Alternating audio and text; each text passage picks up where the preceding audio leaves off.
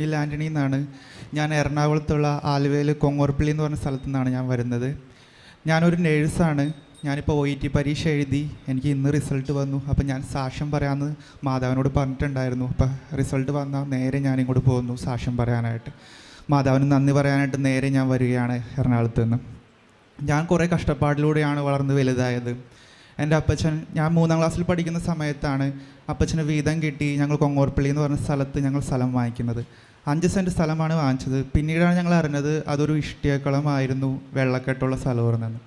എനിക്കും എൻ്റെ സഹോദരിക്കും ഇപ്പോഴും മഴക്കാലം എന്ന് പറഞ്ഞാൽ വളരെ പേടിയാണ്. കാരണം മഴ വരുന്ന സമയത്ത് എല്ലാ വർഷവും ഞങ്ങളുടെ വീടിനുള്ളിൽ വെള്ളം കയറുമായിരുന്നു. പിന്നെ ഞങ്ങൾക്കൊരു ഷെഡായിരുന്നു അന്നേരം ഉണ്ടായിരുന്നത്. അത് ഈ ടാർ ഷീറ്റ് കൊണ്ട് ചെയ്ത ഷെഡായിരുന്നു. അപ്പോൾ മഴക്കാലത്ത് വെള്ളം ചോർന്ന് വീഴും. രാത്രിയൊക്കെ നമുക്ക് ഉറങ്ങാൻ സാധിച്ചിട്ടുണ്ടായിരുന്നില്ല. 10ാം ക്ലാസ് വരെ ഞങ്ങളുടെ വീട്ടിൽ കറണ്ട് ഉണ്ടായിരുന്നില്ല. മണ്ണെണ്ണ വിളക്ക് കത്തിച്ച് വെച്ചാണ് ഞാൻ പഠിച്ചുകൊണ്ടിരുന്നത് വെച്ചത്. പിന്നെ 10ാം ക്ലാസ് കഴിഞ്ഞപ്പോൾ ഞാൻ വിചാരിച്ചു ഞാൻ എൻ്റെ വീടിന് സഹായമാവാം, പണിക്ക് പോകാമെന്ന് വിചാരിച്ചു. വർക്ക്ഷോപ്പിൽ പോകാനായിട്ടായിരുന്നു ഞാൻ തീരുമാനിച്ചത്. അപ്പോൾ എൻ്റെ അമ്മ എന്നോട് പറഞ്ഞു, നീ ഇപ്പോൾ വർക്ക്ഷോപ്പിലൊന്നും പോകണ്ട, നീ പഠിക്കുക തന്നെ ചെയ്യും, അപ്പോൾ അതിന് വേണ്ട കാര്യങ്ങളൊക്കെ ഞാൻ നോക്കാമെന്ന് പറഞ്ഞു. എന്നിട്ട് അമ്മ വളരെ കഷ്ടപ്പെട്ടും കടമെടുത്തൊക്കെയാണ് എന്നെ പഠിപ്പിച്ചത്. ദൈവം എനിക്ക് തന്ന അനുഗ്രഹം എന്താണെന്ന് വെച്ച് കഴിഞ്ഞാൽ, ഞാൻ എന്ത് പഠിക്കാൻ പോയി കഴിഞ്ഞാലും എനിക്ക് പാസ്സാവാനുള്ള മാർക്ക് ദൈവം തരും. അതെങ്ങനെയാണെന്ന് എനിക്കറിയില്ല. ഞാൻ എന്ത് പഠിക്കാൻ പോയാലും ദൈവം എനിക്ക് കറക്റ്റായിട്ട് പാസ്സാവാനുള്ള മാർക്ക് എനിക്ക് തരുമായിരുന്നു. പിന്നെ ഞാൻ നേഴ്സിങ്ങിന് പോയത്, എനിക്ക് എഡ്യൂക്കേഷൻ ലോൺ കിട്ടിയത് ഒറ്റ കാരണം കൊണ്ട് മാത്രമാണ് എനിക്ക് നേഴ്സിംഗ് പഠിക്കാൻ പറ്റിയത്.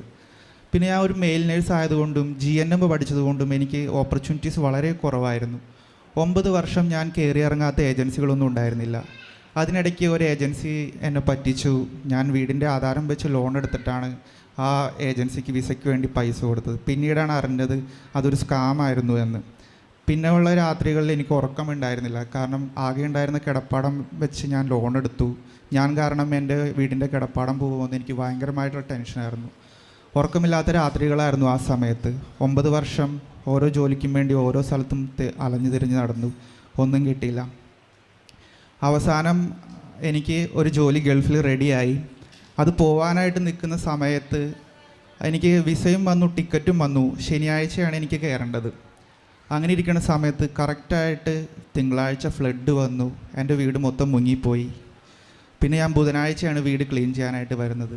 അന്നേരം എൻ്റെ വീട് കണ്ടപ്പോൾ എനിക്ക് ഒട്ടും സഹിക്കാൻ പറ്റിയില്ല. കരഞ്ഞു പോയി ഞാൻ ശരിക്കും. പിന്നെ വന്ന് അലമാരി തുറന്ന് നോക്കിയപ്പോൾ എൻ്റെ ഫയലിൻ്റെ അകത്ത് എൻ്റെ സർട്ടിഫിക്കറ്റ് മൊത്തം നനഞ്ഞു കുതിർന്നിരിക്കുന്നു.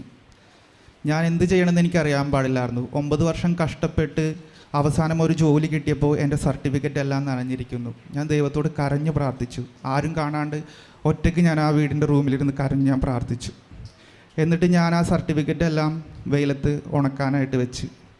അതെനിക്കറിയായിരുന്നു നനഞ്ഞിരിക്കുന്നതുകൊണ്ട് കീറിപ്പോവും, ഇപ്പം തന്നെ തുറന്നെടുത്താൽ കീറിപ്പോകുമെന്ന് എനിക്കറിയായിരുന്നു. ഞാൻ എന്നിട്ട് കുറച്ച് നേരം അത് ഉണക്കി ഒന്ന് ചെറിയൊരു ഉണക്കായപ്പോൾ ഓരോന്നോരോന്നെടുത്ത് മാറ്റി വെച്ച് ഉണക്കാനായിട്ട് വെച്ചു. എന്നിട്ട് ആ വെയിലത്ത് തന്നെ ഞാനും ഇരുന്നു അത് ഉണങ്ങുന്നതും കാത്ത്.